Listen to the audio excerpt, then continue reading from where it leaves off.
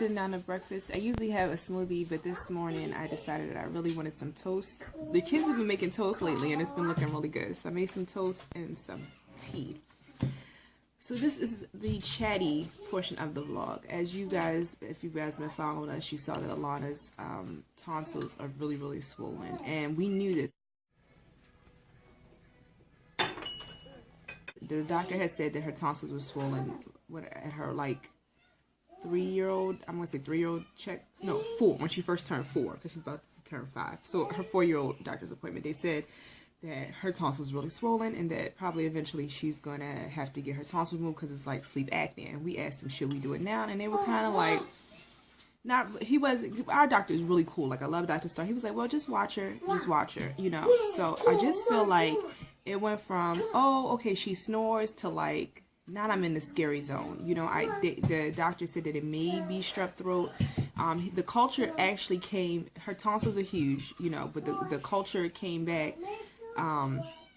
The testing that came back negative, but they were saying there was a lot of false negatives with that, so they went on and gave her the antibiotics. But for the last 2 nights, like the first night we came home, that night, like everybody, well, not everybody, me and J-Raw, because J-Raw went in the living room, and it was like so bad that we had to sit up with her, because it was just like you could tell she wasn't breathing. Like she would cough and cough, and then she would be good for 2 seconds, and then you heard nothing, and then she would cough again. So you could tell, like, for that little teeny seconds that she wasn't breathing. So J-Raw sat up with her, and we sat up with her on the couch, like sitting up, and then and she got better, and then we put the humidifier on and she went to sleep. But that was a hard night. And then yesterday, another hard night. When she first started, like towards the end of the night, once it starts getting dark, she starts to cough. She doesn't have a cough during the day hardly at all unless she's running. But during the day, there's no cough. At night, once she gets tired, she starts coughing. And then she went to bed. Everybody went to bed before me because I was editing and trying to do something with yesterday's vlog. If you guys saw that, I was just cleaning because I think just basically because I'm really stressed out about it.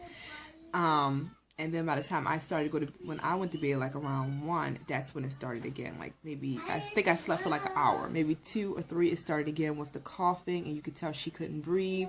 We had the humidifier running because we started off the night with the humidifier to see if that would make a change. And now they're just like, well, you know, they want her to finish the antibiotics first, and then they'll take the next step.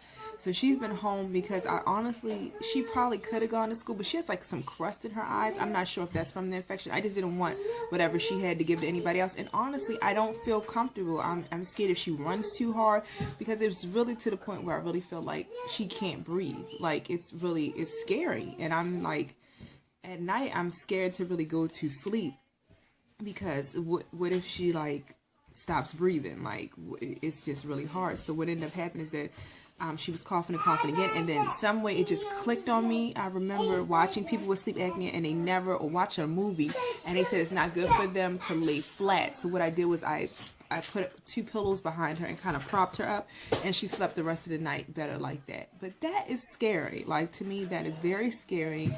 You know, J-Raw's not as scared as I am, but I'm scared. Like, I don't want her to... I go there. What if she dies in her sleep? That's where I go. I am that person. Death has been very real to me. So I automatically go, oh, somebody's sick, they're going to die. Like, don't pass go, don't collect $100. I go from, to the extreme. What is the worst case scenario? I do that with everything.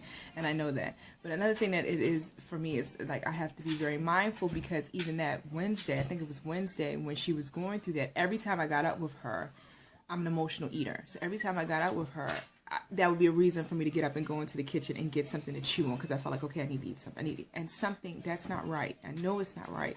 I'm very grateful, because even when we were in the hospital and it was snowing, and you know, he was saying stuff about her tonsils, my first thing is like, okay, we need to order a pizza. That was that's where my mind went. And thank God I'm doing this with J-Raw, and J-Raw was like, no, we're not going to do that. You know, so we went home, and I made myself lunch, and I went around my normal day. But that was the first place my mind went to as a comfort, is food. That's where the first place. And I just want to document this, because it's true. This is where my mind goes. If something goes wrong, let's feed it. Like that commercial, I'm tired, I'm stressed, feed it. That's where my mind goes to. And my favorite food is pizza. So, and then when the kids get sick, feed them. Feed them and comfy, cozy, and that's what my mom did for me. And good, bad, or indifferent, I have the best memories of stuff going wrong and then us just going somewhere and eating and watching a good movie and just cuddling until it gets better.